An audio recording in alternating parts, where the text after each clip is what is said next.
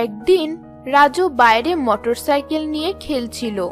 এমন সময় সে দেখতে পেল একটি লোক অনেক সুন্দর এক বাইক নিয়ে তার পাশ দিয়ে চলে গেল। রাজুর মনেও বাইক চালানোর খুব শখ হলো। সে তখন খেলনা মোটরসাইকেল নিচে রেখে তা উপর থেকে ধরে বাইক চালানোর মতো অভিনয় করলো। এমন সময়ে হঠাৎ করে খেলনাটি বড় হয়ে গেল এবং দেখতে দেখতে একটি সত্যিকারের বাইক হয়ে গেল। আরে, এটা তো খুবই আশ্চর্যজনক। আমি চালাবো কি করে এটা? অমনি রাজুকে নিয়ে বাইকটি চলা শুরু করলো। রাজুর মা এটা দেখে খুব ভয় পেয়ে যায়।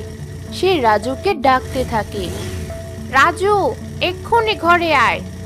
মা, আমি এটাকে কিভাবে থামাবো? আমি তো চালাতে জানি না। এটা বলার সাথে সাথে বাইক